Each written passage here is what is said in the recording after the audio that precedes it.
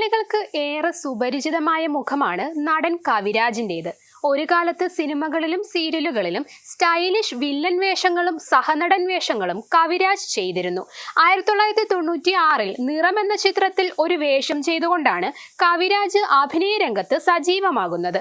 തുടർന്ന് കല്യാണരാമൻ, തെങ്കാശിപ്പട്ടണം, കുഞ്ഞിക്കൂനൻ, രണ്ടാം ഭാവം, മഴത്തുള്ളിക്കിലുക്കം തുടങ്ങി ഒട്ടേറെ സൂപ്പർ ഹിറ്റ് ചിത്രങ്ങളുടെ ഭാഗമായി. സിനിമകളോടൊപ്പം തന്നെ നിരവധി സീരിയലുകളിലും താരം വേഷമിട്ടു. 50ഓളം സിനിമകളിൽ അഭിനയിച്ചിട്ടുണ്ട്. എന്നാൽ ഇപ്പോൾ കവിരാജ് അഭിനയത്തിൽ അത്ര സജീവമല്ല.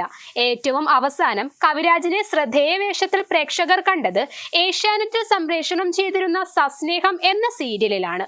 ഇപ്പോൾ താരം ക്ഷേത്ര പൂജാരിയായി ജോലി ചെയ്യുകയാണ്. കഴിഞ്ഞ കുറച്ചു ദിവസങ്ങളായി കവിരാജിന്റെ ഒരു വീഡിയോ സോഷ്യൽ മീഡിയയിൽ പ്രചരിക്കുന്നുണ്ട്. കുടുംബത്തോടൊപ്പം കാവി ധരിച്ച് ഒരു കുടുംബിയൊക്കെ കെട്ടി ക്ഷേത്ര പരിസരത്തു കൂടി നടന്നു പോകുന്ന കവിരാജിനെയാണ് വീഡിയോയിൽ കാണാൻ സാധിക്കുക. ഒപ്പം മകനും ഭാര്യയുമുണ്ട്. എന്നാൽ ഏതാണ് ക്ഷേത്രം എന്നത് വ്യക്തമല്ല.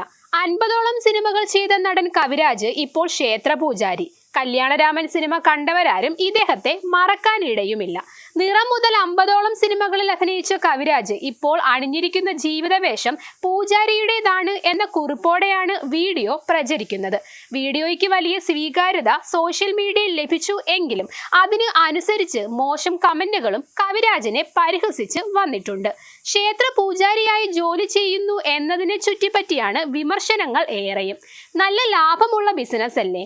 ഇന്ന് നിലവിൽ കിട്ടാവുന്നതിൽ പറ്റിയ ബിസിനസ് ഇത് തന്നെയാണ്. ഇതിലും വലിയ ബിസിനസ് വേറെ ഇല്ലെന്ന് അയാൾക്കറിയാം. മിക്ക സിനിമയിലും വില്ലനായാണ് ഇദ്ദേഹത്തെ കണ്ടിട്ടുള്ളത്. അതിന്റെ പ്രായശ്ചിത്തമാവും ഈ സന്യാസി ജീവിതം. പണ്ടത്തെ വില്ലന്മാരുടെ വാഹനമായ ഓമിനി ഇപ്പോൾ ആംബുലൻസായി മാറിയതുപോലെ എന്നെല്ലാമാണ് വിമർശനങ്ങൾ പറയുന്ന കമന്റുകൾ. അതേസമയം കവിരാജിനെ അനുകൂലിച്ചും നിരവധി കമന്റുകൾ വന്നിട്ടുണ്ട്. ദൈവത്തോടടുത്തു നിന്ന് സേവിക്കുന്നു എന്ന് പറഞ്ഞാൽ അതിന് അപ്പുറം മറ്റൊരു ഭാഗ്യമില്ല. വേലയെടുത്തല്ലേ ജീവിക്കുന്നത്, ആരെയും ദ്രോഹിക്കുന്നില്ലല്ലോ. കവിരാജ് അയാൾക്ക് ഇഷ്ടപ്പെട്ട ഒരു ജോലി ചെയ്തല്ലേ ജീവിക്കുന്നത്. അതെന്താ പൂജാരിമാർക്ക് വരുമാനമുണ്ടാക്കാൻ പാടില്ലേ എന്നെല്ലാമാണ് അനുകൂലിച്ചു വരുന്ന കമന്റുകൾ. കവിരാജ് കുടുംബസമേതം ആലപ്പുഴയിലാണ് താമസം.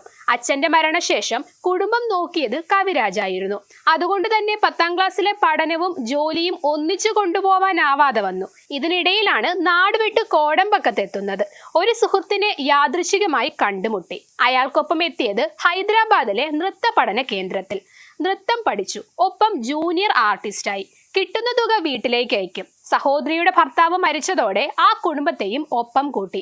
ജീവിതത്തിൽ കവിരാജ് കാലുറപ്പിച്ചു വന്നപ്പോഴാണ് അമ്മയുടെ മരണം ഉണ്ടായത്. അമ്മ കൂടി പോയതോടെ ആത്മീയതയിലേക്ക് തിരിഞ്ഞു കവിരാജ്. മന്ത്രങ്ങളും മറ്റും പഠിച്ചു തുടങ്ങി. പിന്നീട് ഹിമാലയ യാത്ര നടത്തി. ബദ്രീനാഥ് ക്ഷേത്രത്തിലാണ് അത് അവസാനിച്ചത്. പുതിയ ജന്മം എടുക്കുകയാണെന്ന തോന്നൽ താരത്തിനുണ്ടായത് അവിടെ നിന്നാണ്. തിരിച്ചെത്തിയ ശേഷം ക്ഷേത്ര പൂജകളിലും സപ്താഹങ്ങളിലും ഭാഗമായി. ആലപ്പുഴ മുല്ലയ്ക്കൽ ഭഗവതി ക്ഷേത്രത്തിന് അടുത്താണ് കവിരാജ് താമസിക്കുന്നത്. ദക്ഷിണമൂർത്തി സ്വാമിയുടെ അമ്മയുടെ തറവാടാണ്. ഇപ്പോൾ ഈ വീട് മുല്ലയ്ക്കൽ ഭഗവതി തനിക്ക് നൽകിയതാണെന്നാണ് കവിരാജ് പറയുന്നത്. 10 വർഷത്തിലേറെയായി ഇവിടെയാണ് താമസം.